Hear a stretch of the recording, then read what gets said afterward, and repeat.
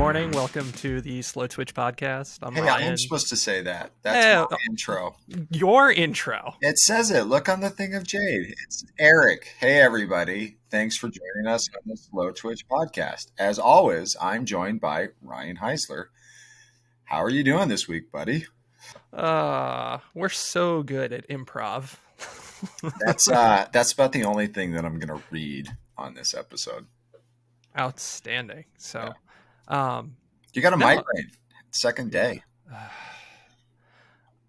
Pro tip, everybody, don't use the side of your face and shoulder to stop from 25 miles an hour when on a bike, because you're going to have a bad time 9 years later. So, yeah, I used to not get migraines, but ever since I hit my head really hard, fun fact, they show up.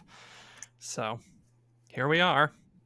But alive. I started getting migraines when I started buying companies. I mean, this one would give you a migraine on most weeks. So. Thanks everybody for joining. Eric, how was your weekend? I mean, you seem to unplug a little bit. You know, the weekend was awesome. My wife and I took our dog because we didn't have our kids. Our kids were at their dad's house for the weekend, as they do every other weekend. And we grabbed some neighbor friends. Her sister, our little niece, came too.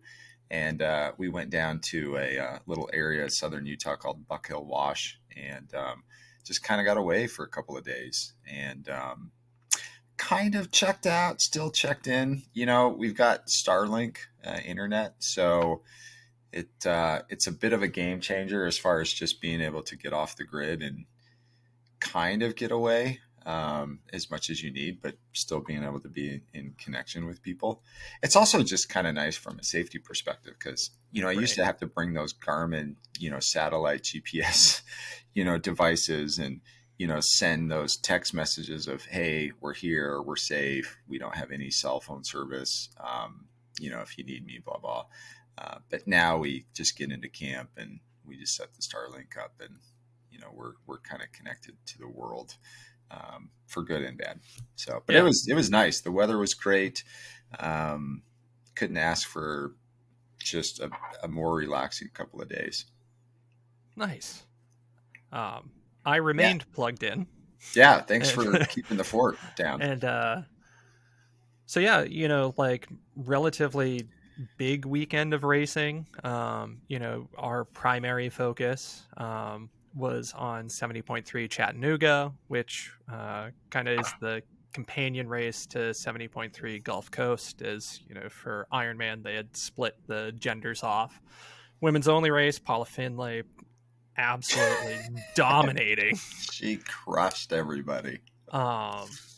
Just one of the scary, strongest performances I think I've seen in a long time, where she had a really solid field. I mean, you look at second through sixth really kind of coming in a super tight window, and she just got away and stayed away all day.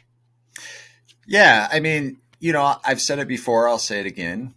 I think that Paula is the most talented engine in the women's field. Like if you get Paula on a day where she's fit, both emotionally and physically, she's gonna win 99 out of 100 times. Like, yeah, just plain and simple.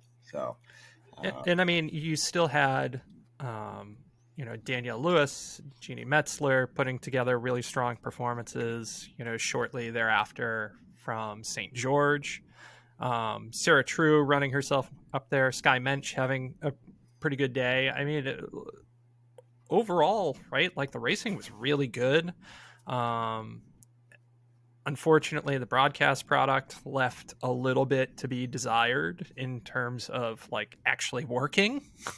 Yeah, it seems like it's just on the desktop. Like, were you on the desktop or were you on the So app I was on my itself? laptop because, Okay. I'm trying to write at the same Yeah. time and Yeah. be able to go back and forth between the two. Yeah, they have this like really bad looping issue on the I got desktop. stuck into a 40-minute infomercial hosted by Matt Lieto. And Oh I God. mean, like, Jeez Louise. all about the Kona Truly, Village and everything. It truly just, the Matt Lieto show. it was indeed. um, but, elsewhere, I think Challenge had the championships in Samarin. Yes. Yeah. Hmm. I think that's the name of it, but yeah, same place that the PTO had their big challenge, you know, thing that they did a couple of years ago, Right. Um, where they and I mean, spent an odd, godly amount of money doing a live broadcast.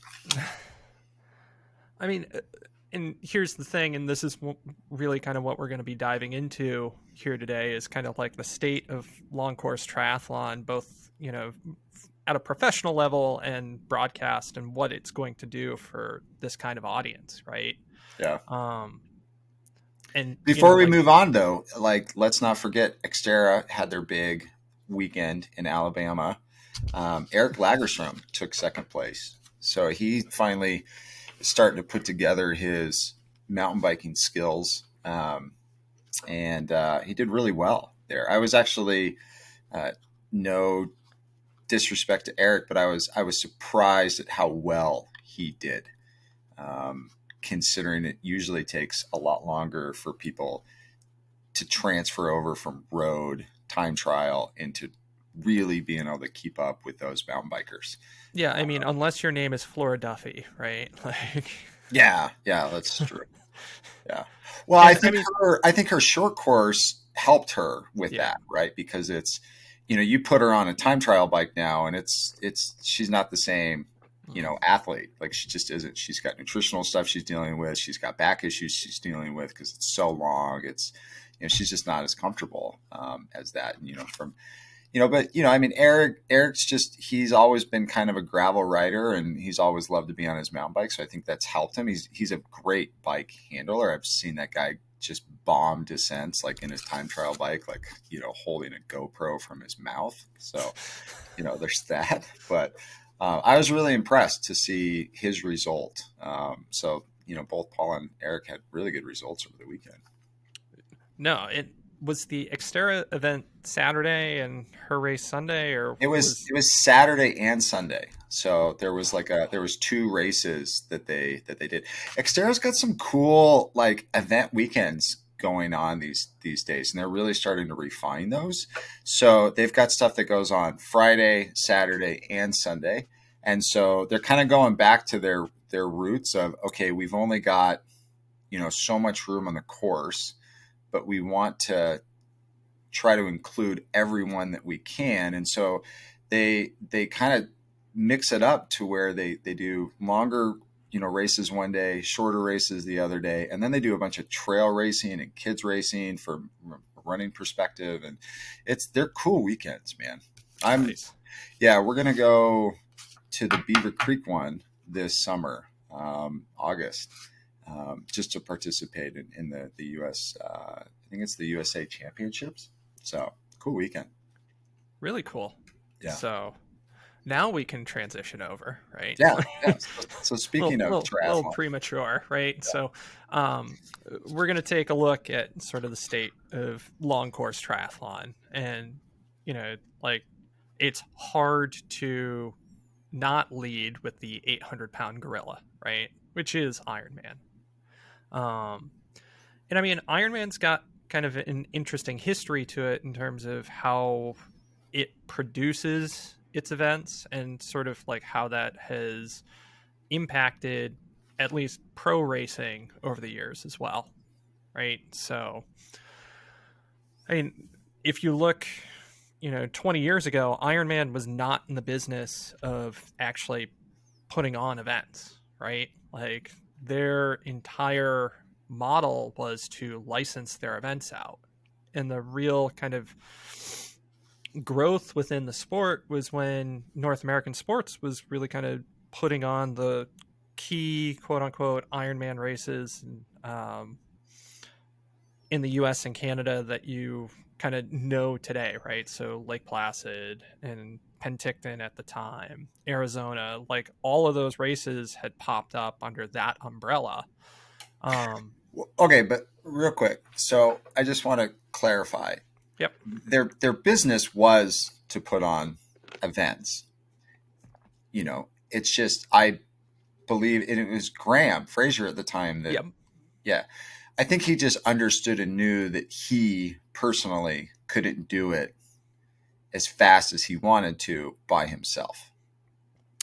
Yeah, and I mean, you had like what wound up happening, right, is you had kind of these regional race directors that put really kind of interesting spins on stuff. So, like where I live, northern New England, we had Keith Jordan who put on Moose Man and Timberman, two classic New Hampshire races. Um, and then he wound up being, they pivoted him down to put on the original Ironman Texas Mm. in the Woodlands, right? And those licensees had their own ways of approaching putting on the event. Like it still had like a lot Well, of key components they were of local, yeah. right? You, They you knew had the someone who was community. visible. Yeah. Yep. Yep. Um, and like some of that has gotten lost over the years, right? As stuff kind of rallies more around like what the Ironman and Ironman 70.3 brands are, as but what you have gotten is a fair degree of consistency out of the actual product, right? And so, like, you almost always know you're going to have more than enough swim safety. You're going to have a bike course that's pretty well set up. You know what the aid stations are going to be and about where they're going to be all the time, right? Like, everything, it's, It's I don't want to corporatized. call it McDonald's, right? Yeah. Like, but, you know, whenever you go to McDonald's, you know exactly what you're going to get, right? Yeah. Like worldwide. And you pretty much get that, with very rare exceptions, when you choose to race an Ironman product right now. Like, you know Chicken what you're going to nuggets. get. Chicken nuggets in China, man. Best. The I best. mean, McDonald's, um, Taco Bell, they've saved me so many times. KFC. Mm. but um, what that kind of like when you had kind of that local model, right? Like you had sort of differing ways that professional athletes would be able to race and choose different events because like Ironman has not always had a pro race at every single one of their races, and they don't today, right? Like there Nor are should they. many. Nor should they. Like there's not enough good pros to race all of the events. No, and I mean, like at the end of the day, what is Ironman? Like it's a race, it's an event production company, it's an experience company, right? Like you go there to have an experience, and you know that experience winds up being able to be experienced by you know everyone from a pro athlete all the way to a last place finisher, right? And everybody in between. But their key business is that event, right? Yeah, it's age groupers. It's age groupers, it's merch sales, it's that's where they make their money. They don't make money off of professional athletes. And I mean, that's not to say that pro athletes shouldn't be part of the business model because there's it's not No, just and I'm not. aspirational, right? Yeah, and I'm not saying that at all. Like it's a very pro athletes are a very important part of Ironman's business model, and as much as people complain about it, I think they do a pretty good job at showcasing that. When you look at the amount of money and time and resources, like they know that pro athletes are important to not only the business model that they have, but the community and the sport as a whole, right? Like any sport out there, they need their heroes. They need the people that we as like these amateurs can look up to and be like, wow, like man, they're so fast, like they're doing so many cool things, like I want to be like them.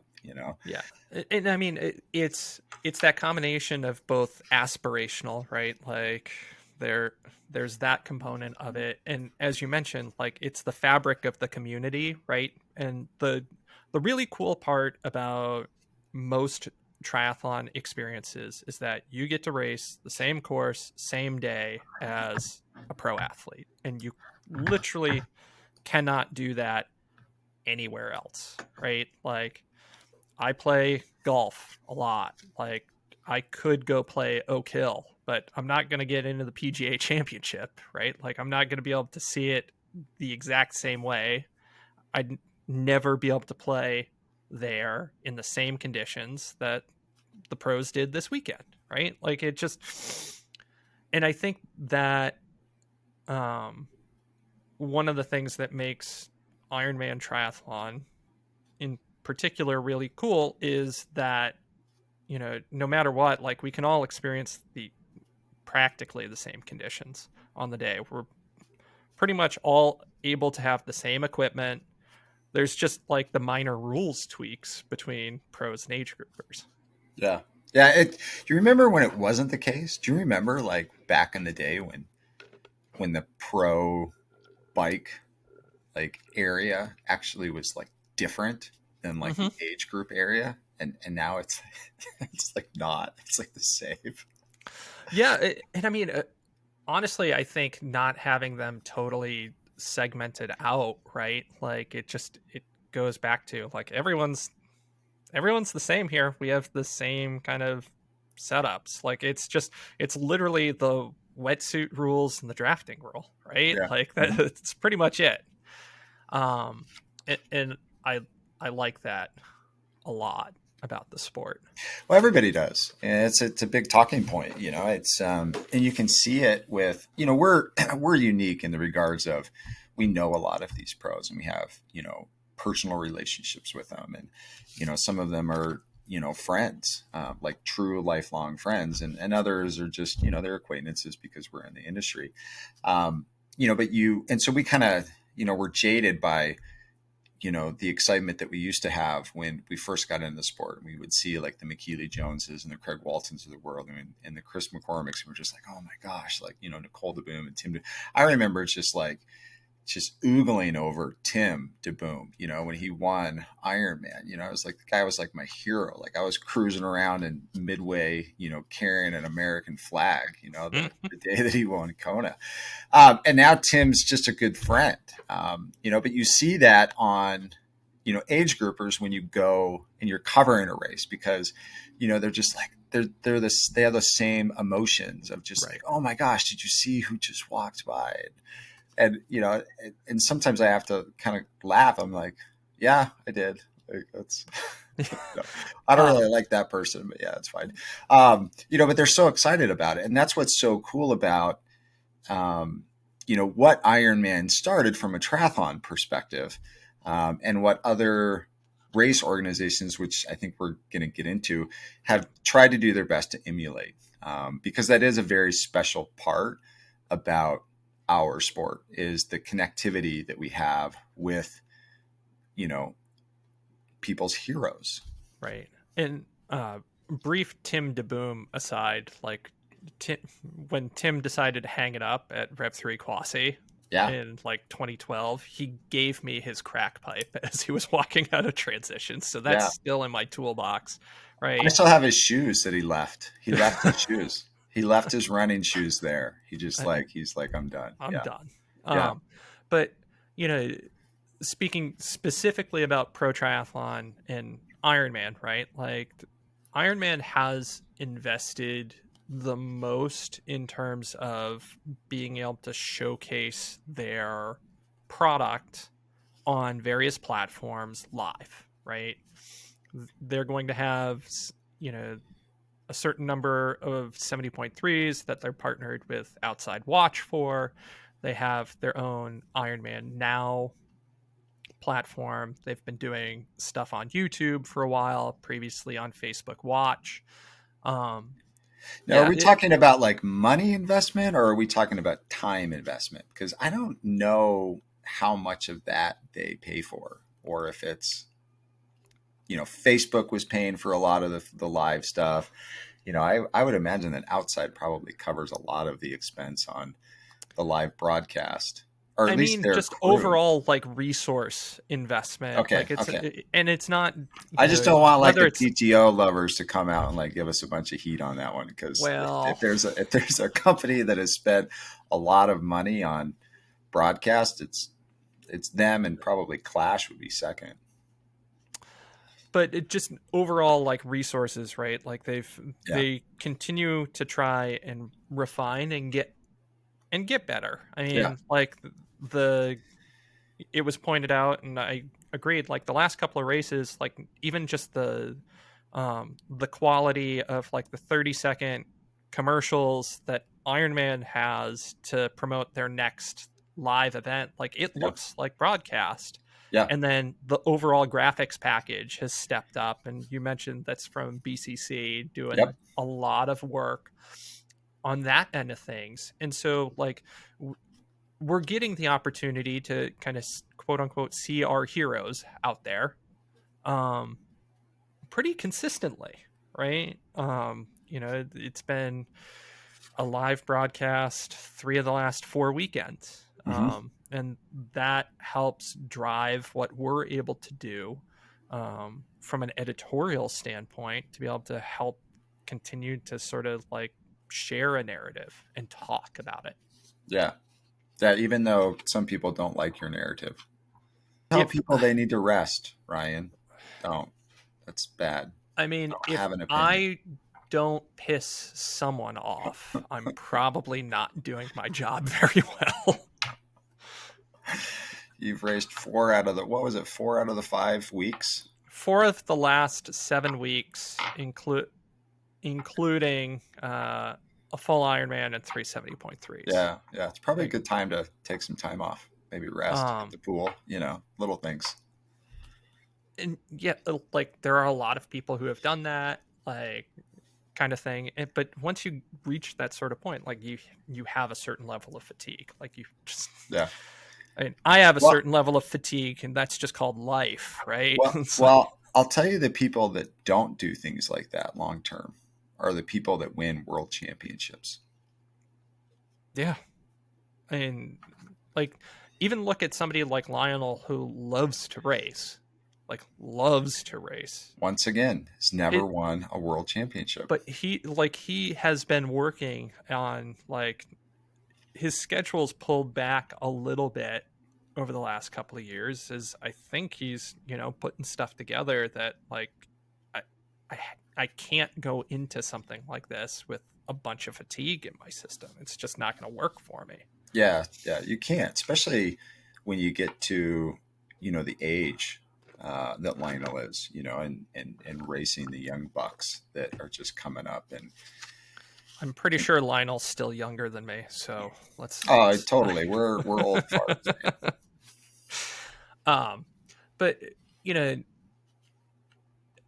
the the big halos in our sport remain kind of like Ironman World Championships, Ironman 70.3 Worlds, right? Like those are the halo events, and you see people continue to kind of chase their way around to qualify, whether it's a pro or an age group athlete, Hmm. right? Like, and we're not going to get into the oh my god, they're watering down the world championships by splitting it discussion, right? Like, people still are chasing and choosing their race schedule based on how they're going to be able to get to those events. At least enough athletes that will fill those for sure. Yeah. And so, like I think the challenge that race producers like Challenge will face um, is that, like what is that halo event, right? That gets you there. And, like when we look at um, Challenge specifically, at least in North America, like they have had a brutal time trying to break through. Why do you think that is? Um, I think part of that boils back to the way that they attempted to break in when they acquired the Rev 3 series, and that, like, or at least they acquired them as a licensee. Those races only raced as Rev 3 or as Challenge for a single year, and then everything went back to Rev 3 again. Hmm. um I Well, and think they that got they picked up like Delmo's race too. Like there was quite a bit of races that they picked up from a so licensee perspective. so the first two, right? Like there was they had Challenge Atlantic City, which Hmm. eventually turned into Ironman 70.3 Atlantic City. Yeah. Um, and then they had a race basically on the border between Maine and Canada. And Yeah. you had to bring your passport in order to be able to race up there. And that was a really kind of unique, interesting experience. And it sold somewhat well. Um, but then, they really wanted to put some time and money investing into the North American market. They chose to do so by partnering with the then Rev 3 crew. Um, and that, for one reason or another, really only lasted a year. And then, Challenge was pretty much out of North America at that point. Yeah. Um, and, the thing is that, like, they have one of the coolest events on the face of the planet in Roth. It's the biggest race. I mean, in my opinion, it's bigger than, take away the broadcasting, it's bigger than Kona. Well, I mean, don't take away the broadcast too much. They're going to be doing it on No, Slowtwitch no, this year. I'm talking about the broadcast that is around Kona, right? Yeah, The yeah. fact that it televises it. Like if you compared apples to apples and took away the broadcast and the dollar amount that went into Kona, my personal feeling is Roth is bigger than Kona itself. I mean, Roth, from an atmosphere standpoint, like, is just It's insane. fucking huge. It's huge. It's It's huge. probably the biggest spectator The expo is the same sport. size as the entire setup in Kona. Yeah, like And I'm talking like the pier, the banquet hall, just the everything. expo. It's massive. Um, 250,000 participants or spectators come out for that race. it's 250,000. it's it's batshit insane. Like, I can't it's wait. huge. Can't wait to get over there again. Um, before I give up racing full distance, I have to go there once. Just We got, once. we got 2 slots for 2024, man. Maybe you're the one. Maybe you're the lucky winner. Mm. Don't tell my wife that. Don't tell my wife that. Don't tell my wife that. It's really hard not to tell my wife that on a broadcast product, but here we are. There we go. But here's the thing, like, Challenge had their championships this weekend, right? Yep. Like, and there was nothing out there outside of live tweeting on the Challenge account. Like, how do you follow that? Like, Yeah, it's tough. and that's really unfortunate, right? Like, when you're talking about how are professional athletes supposed to sell to a sponsor or something else, like that your races should be treated as important for sponsor bonuses or anything else as, say, like an Ironman event, when you're not getting anywhere near the same kind of buzz or attention that might be there. And that's really unfortunate, right? Like, That at least we know about, right? Like for all we know, like in Europe, Challenge was covered immensely, right? Like local newspapers, and so we may so be a little jaded in that regards of we're on our little island in North America. so and I think that is a distinction that we do have to make, right? Like, that we are, for better or for worse, we're North American biased, Yeah, right? Like, that's where the majority of Slowtwitch's audience comes from, and has come from. And even when you look at discussion within our forum, which is a little bit more global, like there were no threads about any racing this weekend, right? Yeah. Like, which is was somewhat shocking. Um, and so like I think challenge is going to continue to like Roth will always be amazing, but I don't know how um, strong the remainder of the brand portfolio is going to be for particularly for professionals. I think they do a good job like for local event production, um, for their various events. Like they usually put on a couple of different distances within a given event weekend at their races. They do a great job. They're Yep. great events. They're super well organized. There's great swag, and it's a little different. It comes out of Europe, right? So it's different from us, but it's awesome stuff, and it's a great experience. And I think going back to the question that I asked you is of why do you think they've struggled, and I think this is a general sense across the board. And that is, I think, and it's something that we're definitely having issues with now when it comes to like the PTO and stuff, trying to like force, um, eyeballs and force the fact that like we have this cool sport. Um, Things just take time. And I, you know, we tend to forget that, it takes a long time for things to become legacy. Yeah. And, like Roth has been around for like 30 30 years. something years. Yeah. Yeah. And there's a reason why it's now, in my opinion, the biggest event in the world in triathlon. It's because they've been doing it for 30 years over and over and over again. And that group has never wavered on the quality of the event, Yeah. what they do with the community as far as how they involve the community and give back to the community.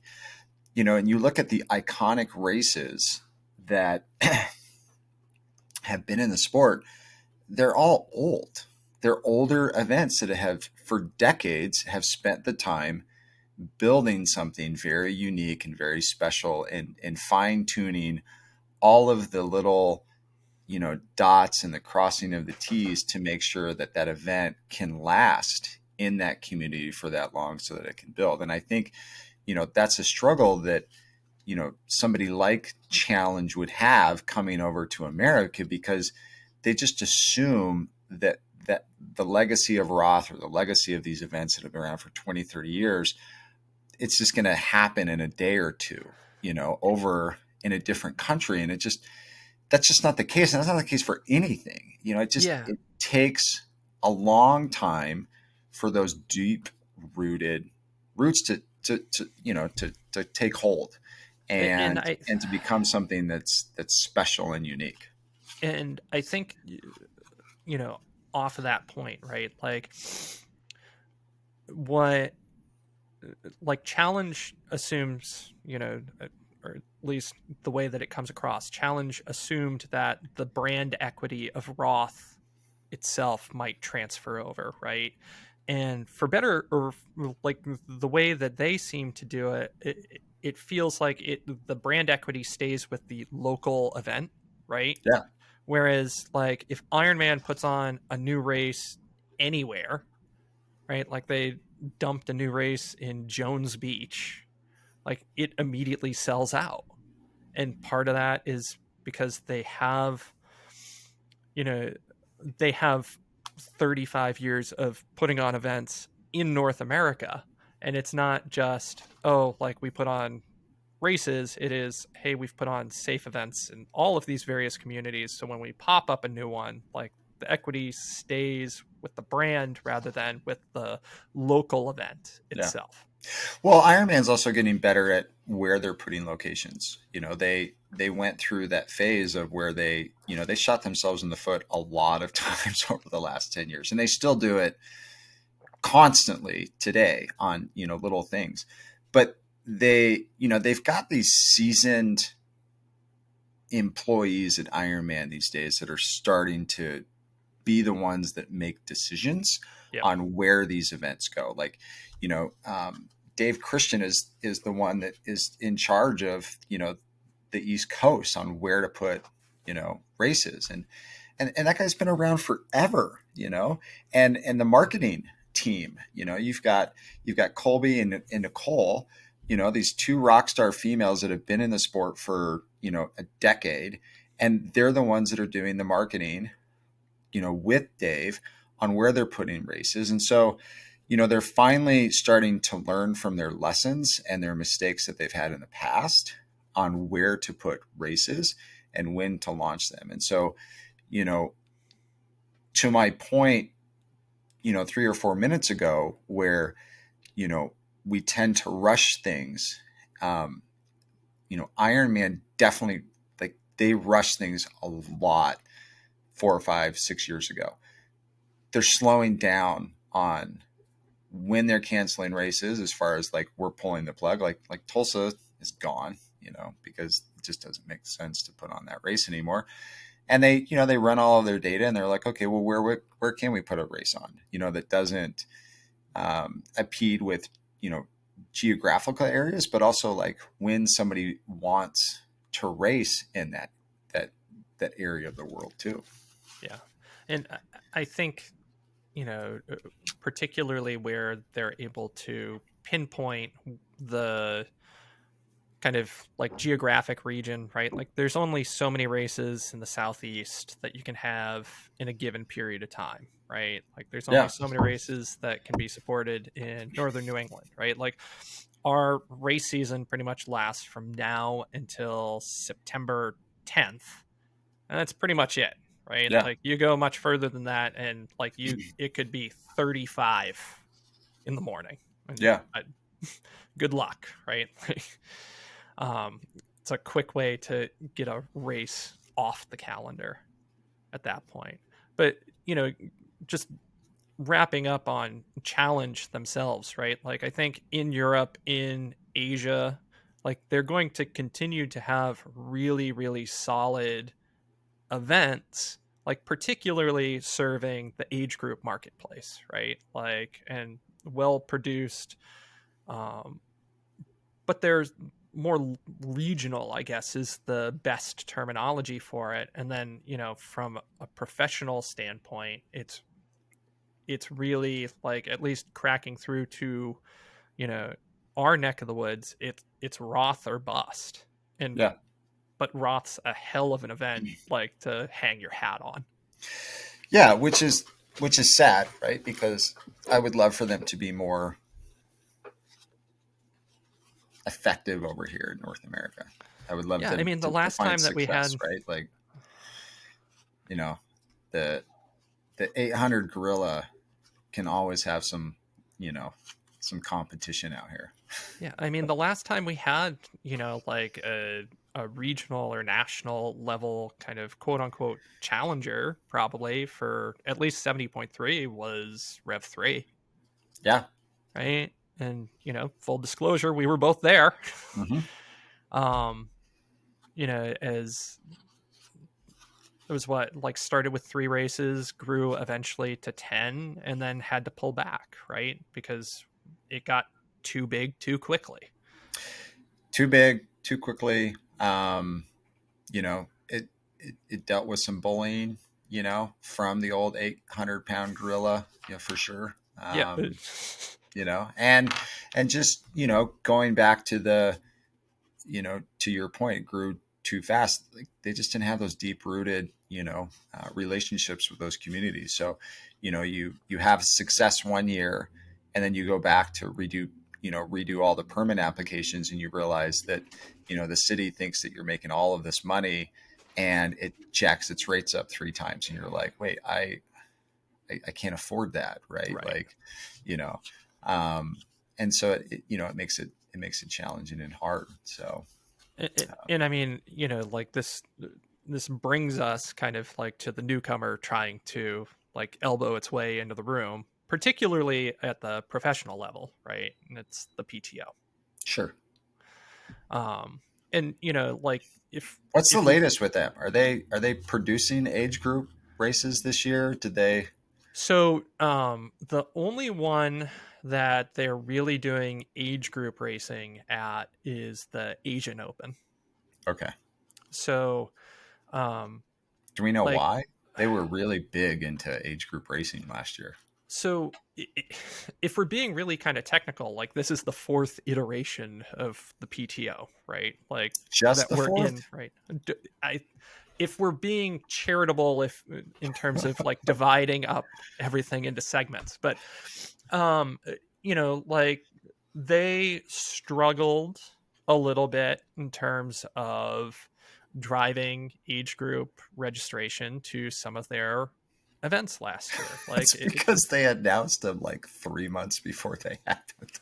I mean, particularly the Canadian Open, right? Like, was a little bit um, more difficult for them to kind of get people there. I think Canada generally has been a tougher marketplace since COVID, right? Like, Oh yeah, super restrictive for a longer period of time. Um, which is a and you, shame because I didn't attend any of their races, but I've had a couple of friends that attended races, and they were great put on races. Like, yeah, I mean, like they worked with local race producers to put on the age group events, and then like the professionals had their own sort of thing, like because the current iteration of the PTO is we want to have these season long stories where we bring together the best athletes and be able to have it be kind of more of a spectator thing. So um this year they're really working with existing festival style races to put on their open races for the professionals. And open's probably the wrong term because you have to like it's invite only, isn't it? it's It invite to was the at one top point. 30 of their PTO rankings, right? Okay, which And is crazy because it's the professional athletes that apparently made those rules. so this is where stuff gets a little Maybe we weird, should right? maybe we should go into this in a different episode where we can spend some more time. Um, Maybe we can have a board member on. Maybe I can get yeah, Sky to come talk about it. that's probably like that would be a really interesting conversation, right? Because on the surface, Put them to the fire. Do you like your paycheck or do you not like your paycheck? well, on the surface, right? Like it looks a little self-dealing to have like the top athletes making decisions about who gets to race a quote unquote open event, right? Yeah, Like it that's just does. um and it goes back to like when you have all of the prior history of what the PTO has tried to be and what it is today, and it's like it the narrative keeps changing a little bit, and I don't know exactly what the end game looks like for them, right? I don't think because anybody does. because originally, right, like when Rich Allen launched this thing as the Pro Triathlon Union, right, like Yeah. it was supposed to be a representative body, right? And then it morphed into the PTO version, 1.1, where they changed the U to an O Hmm. because he realized that union means things in the United States and it Right. can't be a union. Yeah. Um, and it lived as sort of like an advocacy organization, and then they came up with arguably their best product, which is the Collins Cup. Sure. um like really interesting kind of Ryder Cup format. I think like with some tweaks to the way that they do that, they could have something that's super compelling. It's um and exciting and, racing. and doesn't compete like it like the Collins Cup on its own. If they made some changes, like you could turn that into a 3-day racing environment with some shorter course stuff, like do some relays, like you could really turn this into something different. like because it's supposed to be our version of the Ryder Cup, right? And like the Ryder Cup has like it's a multi-day format. You have lots of different ways that you play golf, so that way like you get all of the variety in there. Like why don't we have like a relay, and why don't we have like all of this different stuff, and then you emerge with a team championship? And that's just like that's super interesting, and it doesn't, you know, drive, you know, Ironman insane. Instead of, you know, like unfortunately, like you look at the event schedule for the open races this year, and they're dropped on top of big pre-existing Ironman calendar events, and it's just like you're at Yeah, which like I'm you're like total skept about that, man. Like it was, I mean, really, like it's really kind of antagonistic in a way, it's right? it's it sucks, man. You're forcing you you claim that you're looking after these athletes, right? Like your professional athletes are like your bread and butter, and you want to support them as much as you can, and that's been the message from like day one, and Yep. every single time that slips away just a little bit, right? It's little less support, so they're whittling it down from like everybody to like, certain number of athletes. And then there's only a certain amount of athletes that can race. And then all of a sudden they come out and they essentially force them to pick between big races. Yeah. In Not only from like distance, but also like days. It's yeah. like because you can't do two events. Like people that can race back to back, weekend to weekend, can't do it simply because of the travel.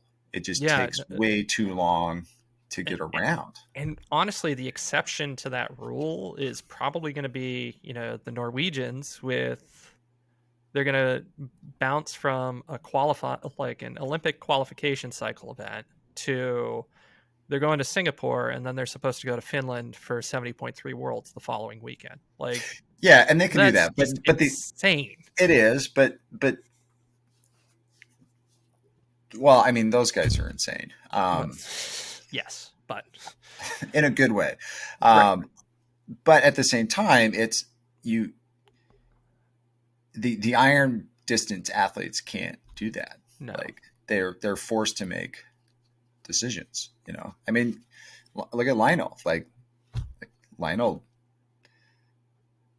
I was surprised Lionel didn't race the PTO the first race of the year. I was In surprised that he Ibiza, went to yeah. St. George. Yeah, But we also saw, you know, like but Sam I could Long, also, who yeah, I could also see his sponsors paying him bigger bonuses for Ironman regional championships too.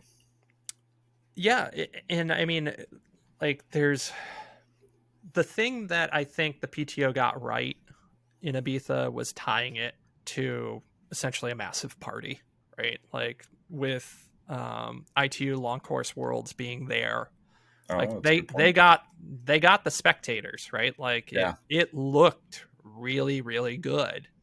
I think that's probably the best model for them going forward. I'll be interested to see how that works with the U.S. Open, which is with USAT Nationals in Milwaukee, Mm-hmm. um, because you're going to at least get people there, right?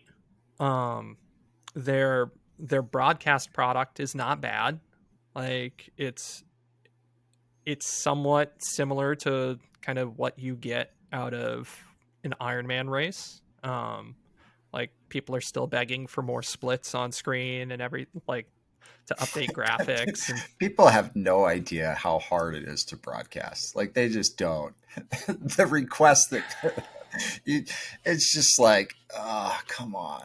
Like, I mean I think long term, right? Like this is eventually I don't foresee any of these being free, right? Like right now, like we get to see our sport online for free for streaming, right? yeah, Like yeah. for the most part. I think eventually we're going to get like kind of like a triathlon.tv kind of thing, right? Like same way that, you know, the World Triathlon Championship Series has done for Olympic distance stuff, where you pay a certain subscription fee and you get all the races for a year, right? Yeah. Just because at some point you need to offset the cost of all of that work, because as you mentioned, like broadcasting is A, expensive, and B, really, really hard. Yeah. Yeah. And it, interesting that you make that, observation, but you also use that example because, correct me if I'm wrong, but that organization is also extremely subsidized by the Olympics. Well, so, I mean, World Triathlon And is kind of the governing body, yeah, right? and they get all sorts of quote unquote free money, and they still have to charge to subsidize it. Yeah, I mean, it's not. It's So that we okay. could So, do right. years of episodes on the Olympic stuff. Right. So, but back to my question and statement earlier is things take time. We are a small sport. We are not big, right? We are a small sport. Like there are more toddlers throwing around a football with their dad at this moment than there are the history of triathletes in the world. Like Probably. we're a small sport. And we need to remember that when we're making decisions about what our sport is doing, because we're small. And that doesn't mean that we don't stop growing it. But, let's not throw $30 million into a project and say, why isn't this working in 2 years? It takes a lot longer to build, because, and I think that's part of what has made the fabric of our community relatively tight knit, right? Yeah. Because one, like, if you survive that first kind of couple of years in the sport, right, like where you initially fall in love with it, and for some people it turns slightly obsessive for a short period of time, and then they burn out of it and leave, sell everything after their last Ironman race. But it takes so much community building in order to have the equity behind it to then be able to say, okay, we're going to invest in X product to take something like that to the next level. Now, like, there are certain things that lots of people can do. Like I've talked to, the folks at Ironman, like, it's insane that you have a press conference and there's no way for someone to remote call into it. Yeah. Like, if you want to get national publications involved, like, because they're not going to send somebody yet. Right. Like, yeah, which is crazy, because that is something that's actually that would be really easy for them to do, particularly around the World Championships. I mean, exactly. Right. Yeah. Like, if we're trying to do, there's some low hanging fruit that I think everybody can learn from to be able to then, like, make these things feel bigger. Right. We should really press them on that this year. I mean, it's people wonder why questions don't get asked by people in the room, right? Like at a press conference, and it's because they're waiting to have, like, the exclusive content. Like, they might have lined up a 10-minute interview with an athlete after the fact. But for people who aren't there, right, like, that's kind of like the opportunity for somebody from, like, an ESPN or something like that to be able to ask that question. And all of a sudden it's like, oh, like, ESPN.com did a story about Chelsea Sodaro because, like, they had the opportunity to actually talk to the person instead. So, all right. So how are we going to wrap this up? I think, right, like, when we're talking about for an age group athlete, right, long course triathlon out there, like,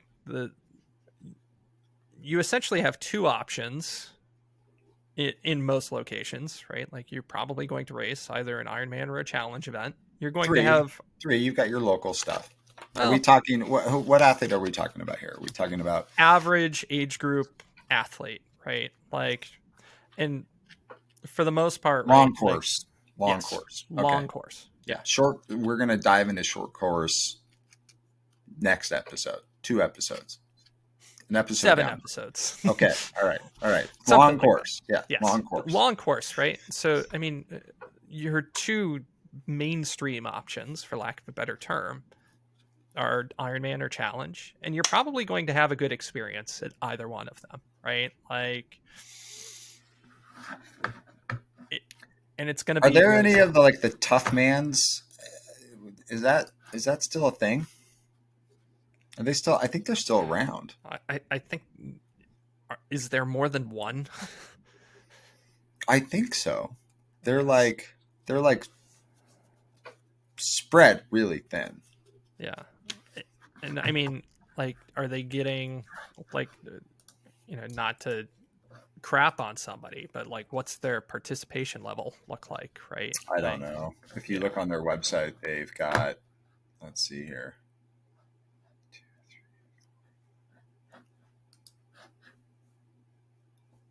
I mean, they've got quite a bit of. No, they don't. Yeah, we'll have to dive into this. There are not a lot of races this year.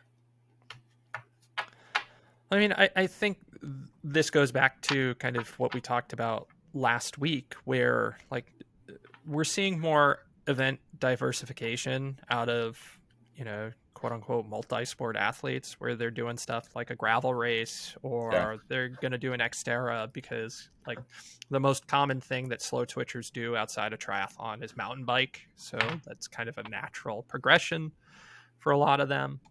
Um, and then when they choose to do a long course road based event, like at least in North America, you can guess what brand they're choosing to race with. Um, and, you know, whether that's, long term sustainable for the sport, I think local racing is going to need to continue to put on a really compelling event experience, which probably has to be different than like a standardized cookie cutter. Like, make make your course interesting and make it safe, and people will go. yeah, yeah. No, it's true. And I mean, like, for professional athletes, like, I mean, it's an interesting time to be a pro athlete, because you have, particularly if you are one of those top 30 athletes in the world right now, like, where do you choose to go to? And, like, do you want to chase the prestige of kind of like the existing name events, or, like, I mean, PTO's got good prize money. Like, Yeah, they do. you can't ignore that. Yeah, Are you going to chase that, and which is more important to you? yeah.